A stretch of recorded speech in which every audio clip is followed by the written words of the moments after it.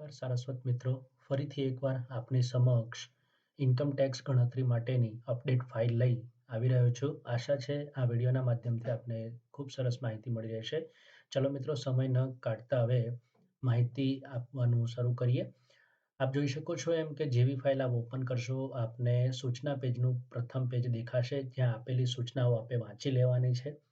અને ખાસ કરીને આ મેસેજ કે કોઈ પણ અણસમજ કે પ્રશ્ન હોય તો પ્રથમ નજીકના જાણકાર વ્યક્તિની મદદ લો. ફોન કરવામાં ઉતાવળ કરવી નહીં. મેસેજ કરી શકો છો, સમય કાઢી જવાબ અવશ્ય આપીશ. અને હા, ખાસ શાળા સમય દરમિયાન તો બિલકુલ ફોન ન કરવા વિનંતી. ફાઇલના ઉપયોગ માટેની જે વિડીયો છે એ વિડીયો લિંક આપને અહીંયાથી મળી જશે અને ફાઇલમાં ઉપયોગમાં લીધેલા ફોન્ટ આપને આ લિંકના માધ્યમથી મળી જશે, જે લિંક પર જઈ ડાઉનલોડ કરી લેવાના છે. ડાઉનલોડ કર્યા પછી લેપટોપ કે પીસી જેમાં આપ ફાઇલનો ઉપયોગ કરો છો તે રિસ્ટાર્ટ કરી લેવાનું છે. પછી ફાઇલનો ઉપયોગ કરવાનો છે, જેથી ફાઇલનો જે લુક છે એ ખરાબ ન થાય, પેજ માર્જિન ખરાબ ન થાય, અક્ષર નાના મોટા ન થાય અને બધું પરફેક્ટ બરાબર રહે. ચાલો મિત્રો, આગળ વધીએ. ફાઇલ વિશે માહિતી આપતા હોમ બટન પર ક્લિક કરશો એટલે આપણને આવું સરસ મજાનું ઇન્ટરફેસ જોવા મળશે. ફાઇલ છેલ્લે 20 તારીખે અપડેટ કરેલી છે. એવી રીતે આપ છેલ્લે અપડેટ કરેલી ફાઇલ મારી લિંક ઉપરથી પણ, ગૂગલ ડ્રાઈવની લિંક ઉપરથી પણ મેળવી શકો છો. મિત્રો, ફાઇલના ઉપયોગ પહેલા એક માહિતી આપી દઉં કે ફાઇલને પ્રોપર એના MS ઓફિસ સોફ્ટવેર જે લેપટોપ કે પીસીમાં હોય ત્યાં જ ઉપયોગ કરવો.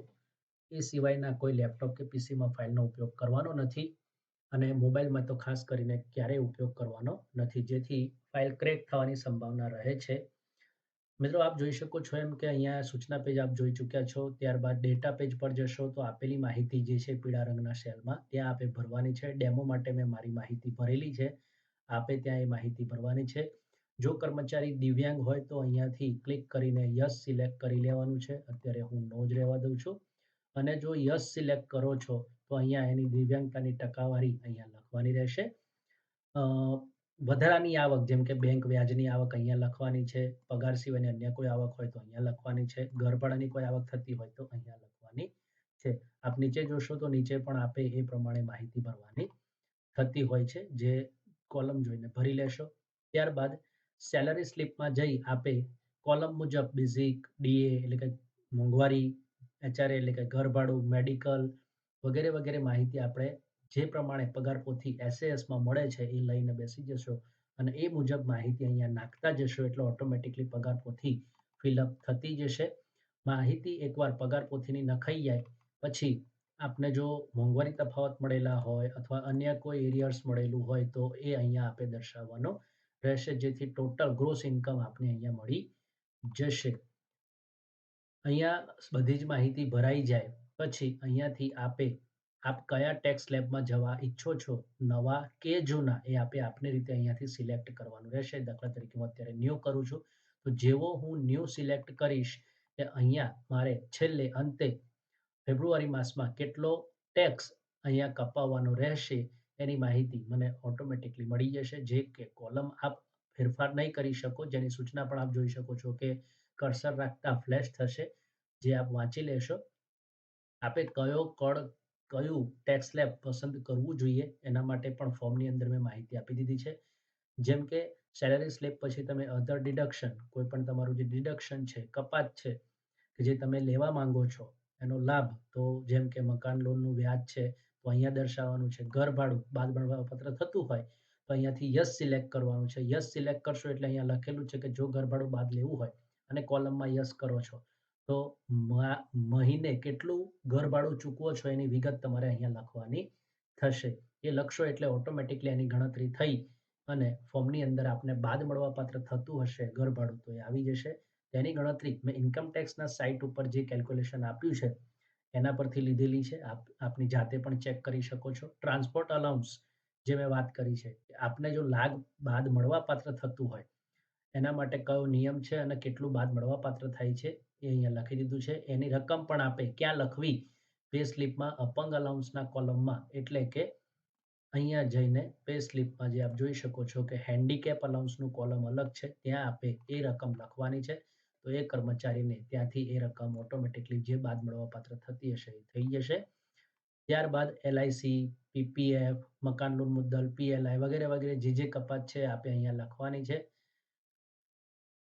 ત્યારબાદ એ 10E ફોર્મ આપણે ભરાવ્યું હોય તો એમાં જે રકમ બાદ મળવાપાત્ર થતી હોય એ આપણે અહીંયા લખવાની છે. ત્યારબાદ એટીડીડી મુજબ જે કંઈ પણ કલમ મુજબ આપે જે કંઈ પણ મળવાપાત્ર થતું એ લખવાનું છે. ચલણ માટે વાત છે કે જો આપણે ચલણથી ટેક્સ ભરેલ હોય તો તે ભરેલ ટેક્સની રકમ, ચલણથી ભર્યા જે તારીખે ભર્યું તે તારીખ અને ચલણ નંબર એ આપણે અહીંયા દર્શાવવાના રહેશે. યસ નો માટે આપ જોઈ શકો છો એ મુજબ આપણે લાગુ પડતું હોય તો યસનું સિલેક્ટ કરી લેશો.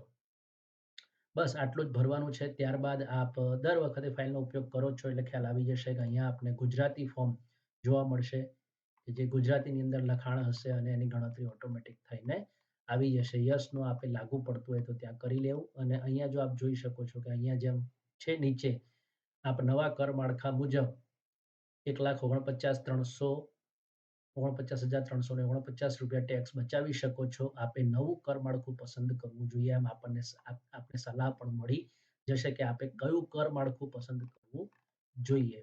તો એ રીતે આ ગુજરાતી ફોર્મ છે જૂના ટેક્સ સ્લેબ માટે.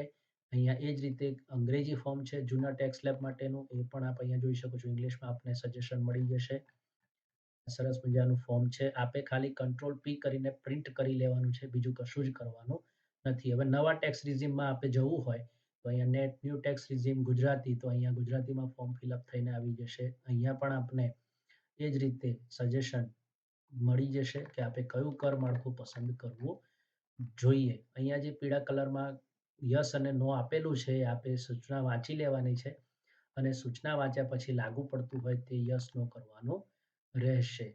તે મુજબ જ અહીંયા ઇંગ્લિશમાં ફોર્મેટ આપેલું છે એ પણ આપ સરળતાથી પ્રિન્ટ કરી શકશો. ત્યાર પછી ફોર્મ 16 પેજ 1 અને ફોર્મ 16 પેજ 2. પેજ 2 ની અંદર ખાલી ધ્યાન એટલું રાખશો કે અહીંયા જે રકમ આવે છે એની એરર કદાચ અહીંયા આવશે આપને, તો એ એરર આવે છે અને ઇંગ્લિશમાં આપણે રકમ લખી લેવાની છે. દાખલા તરીકે અહીંયા 1,50,389 રકમ આવે છે ટેક્સની, તો અહીંયા પણ આપણે લખી લેવાનું છે કે 1,50,389 એવું ઇંગ્લિશમાં અહીંયા લખી દેશો એટલે ઓટોમેટિકલી લખાઈ જશે. અહીંયા આપ જોઈ શકો છો મેં સૂચના પણ આપી છે કે વાદળી રંગના લખાણને આપ ઈચ્છો તો બદલી શકશો, એ સિવાયના કોઈ લખાણને આપ બદલી શકશો નહીં. જો આપના અધિકારી જે છે ટીપીઓ જેને કહીએ એ કોઈ સ્ત્રી હોય તો આપ ત્યાં ડોટર સિલેક્ટ કરી શકો છો અને જો પુરુષ અધિકારી હોય તો સન એવું સિલેક્ટ કરશો એટલે ઓટોમેટિકલી લાગુ પડતું હોય. નામ એ આગળ ડેટા ભરેલા છે એના પ્રમાણે આવી જશે. તો આ જ મુજબ ફોર્મ 16 ન્યૂમાં પણ અહીંયા વાદળી રંગના લખાણને બદલી શકાશે. મતલબ આ રીતે જે વાદળી રંગમાં લખાણ છે એને આપ બદલી શકો છો. અને અંતે મેં કીધું એમ અહીંયા સન ડોટર આપ સિલેક્ટ કરી શકશો અને નેમનું જે છે દાખલા તરીકે અહીંયા 1040 છે તો 1040 ઓનલી એવું લખીને આપે કંટ્રોલ પી કરીને ફોર્મ પ્રિન્ટ કરી લેવાનું રહેશે. બાકીની સૂચનાઓ મેં આપી છે. વિડીયો વધુ લાંબો ન થાય એ માટે હું વધુ કંઈ કહેતો નથી. અહીંયા નોંધ પણ મેં મારી છે જોજો કે હજી ઇન્કમટેક્સ વિભાગ તરફથી આ વર્ષનો નવા કર માળખા માટે લેટર બહાર પડેલ નથી, એટલે કે એનું ગેઝેટ જે છે હજી બહાર પડ્યું નથી. એટલે જ્યારે પણ એ લેટર બહાર પડે, ગેઝેટ બહાર પડે ત્યારે એ મુજબનો ફેરફાર આ ફાઇલની અંદર શક્ય છે. તો જ્યારે બહાર પડશે ત્યારે એ પ્રમાણે અપડેટ કરીશું. હાલ તો આપણી ગણતરી જે કરવાની છે એ આના આધારે કરી શકશો. ડિક્લેરેશન ફોર્મ પણ મેં અહીંયા એડ કર્યું છે જ્યાં આપણે પીળા રંગના કોલમની અંદર આપનું ગુજરાતીમાં નામ ફક્ત લખી દેવાનું છે અને બાકીની વિગત તો ઓટોમેટિક ફિલઅપ થઈને આવી જશે. જ્યાં 0 છે ત્યાં ઓટો રકમ આવશે, પણ જ્યાં 0 નથી, જેમ કે અહીંયા ટાઈમ ડિપોઝિટની આવક એવું છે તો ત્યાં આપણે રકમ પર્સનલ આપની રીતે લખવાની છે, ત્યાં ઓટો આવશે નહીં.